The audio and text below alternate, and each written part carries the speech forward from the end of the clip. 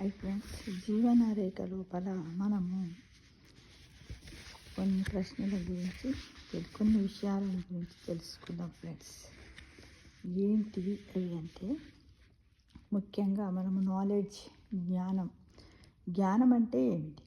మంచి చెడ్డల్ని గుర్తించగలవాడిని జ్ఞానం అంటారు. దయ అంటే ఏమిటి? ప్రాణులన్నింటికీ సుఖము కోరడం. అర్జవం అంటే ఏమిటి? సదా సుఖభావము కలిగి ఉండడం. సోమరితనం అంటే ఏమిటి? ధర్మకార్యాలు చేయకుండుట. దుఃఖం అంటే ఏమిటి? అజ్ఞానం కలిగి ఉండుట. ధైర్యం అంటే ఏమిటి? ఇంద్రియ నిగ్రహంతో ఉండడం. స్నానం అంటే ఏమిటి? మనస్సులో మాలిన్యము లేకుండా చేసుకోవడమే స్నానం. కానీ మనం అందరము మనస్సుకు స్నానం చెయ్యం, శరీరానికి, దేహానికి మాత్రమే స్నానం చేస్తాం కదా ఫ్రెండ్స్. అలా కాకుండా మనం చేసే స్నానం కూడా దేనికి చెయ్యాలి? మన మనస్సులో ఉన్నటువంటి మాలిన్యాలు లేకుండా కూడా చేసుకోవడం మంచిది. దానం అంటే ఏమిటి? సమస్త ప్రాణుల్ని రక్షించడం. పండితుడంటే ఎవరు? ధర్మము తెలిసిన వాడు, ఇతరులకు ధర్మము గురించి అర్థమయ్యేటట్లు చెప్పగలిగేవాడినే పండితుడు అంటారు. అంటే తన జ్ఞానం అంటే ఏమిటి, ఆ ధర్మాన్ని, జ్ఞానాన్ని తను తెలుసుకొని నలుగురికి అర్థమయ్యేటట్టు చెప్పేవాడు పండితుడు. మూర్ఖుడెవరు? ధర్మము తెలియక అడ్డంగా వాదించేవాడు మూర్ఖుడు. ఏది కాయము? సంసారానికి కారణమైనది. అహంకారం అంటే ఏమిటి? తన గొప్ప తానే చెప్పుకోవడము అజ్ఞానం. తనకు తానుగానే తన గొప్పలు చెప్పుకునే అజ్ఞానాన్ని అహంకారం అంట. కానీ ఇతరులు పొగడాలి కదా. డంబం అంటే ఏమిటి? తన గొప్ప తానే చెప్పుకోవడము అజ్ఞానం. చూడండి, తన గొప్ప తానే చెప్పుకోవడం దాన్నే అహంకారం అంటారు, దాన్నే డంబం అంటారు. ధర్మం, అర్థం, కామం ఎక్కడ కలుగును అంటే ధర్మము, అర్థము, కామం ఎక్కడ కలిగును? తన భర్తలో, తన భార్యలో. నరకం అనుభవించే వారెవరు?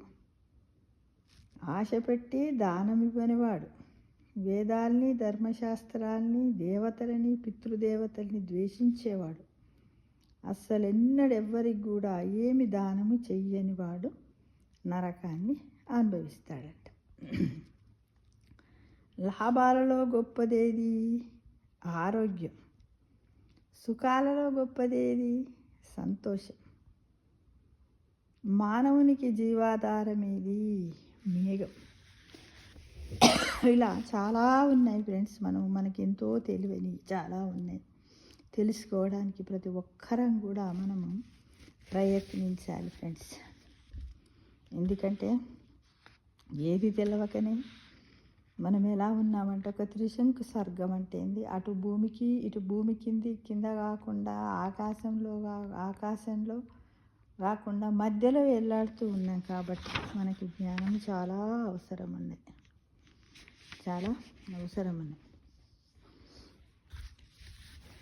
బ్రాహ్మణత్వము ఇచ్చేది ఏది అంటే తన ప్రవర్తనే బ్రాహ్మణత్వాన్ని ఇస్తుందట.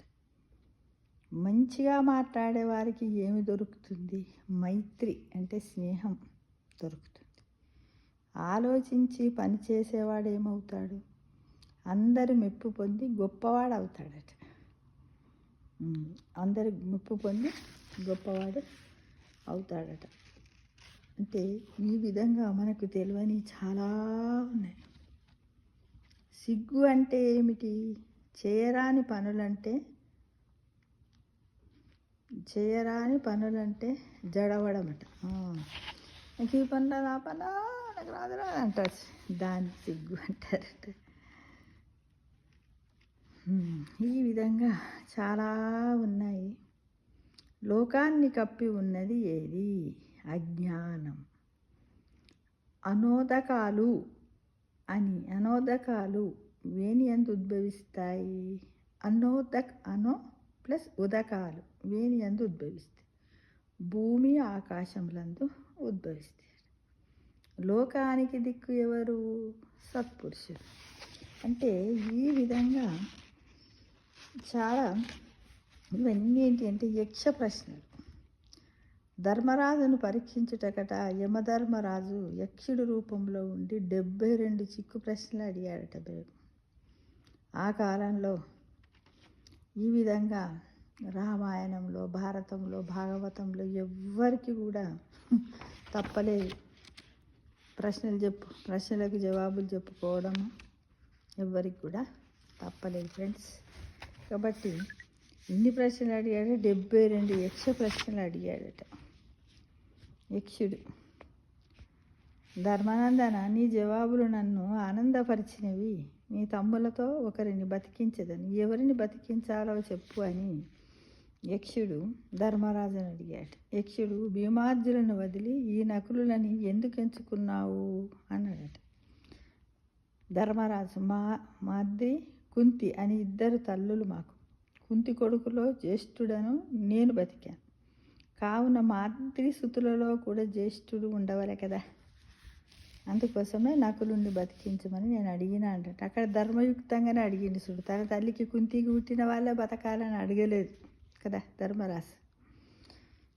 యక్షుడు అంటున్నాడు, ధర్మరాజా, అర్థకామముల కంటేను దయాధర్మములకే ప్రాముఖ్యతనిచ్చావు కనుక నీ తమ్ముడు 4 బతికించుచున్నాను అన్నాడట యక్షుని రూపంలో ఉన్న యమధర్మరాజు. ఆ మాటలకు ధర్మరాజు ఎంతో ఆనందించాడట. అంటే ఏంటంటే మనం ఇలా చేసుకుంటూనే పోవాలి. మంచి చెడులు ఎంతవరకు నా అనే స్వార్థం లేకుండా, అహంకారం అనేది లేకుండా మనం చేసుకుంటూ పోయినట్టయితే దీన్ని బట్టి చూస్తే మనకు అంతా మంచి జరుగుతుంది అని అనిపిస్తుంది కదా ఫ్రెండ్స్ కదా. అంటే అంత పెద్ద ధర్మరాజుకే తప్పలేదు కదా.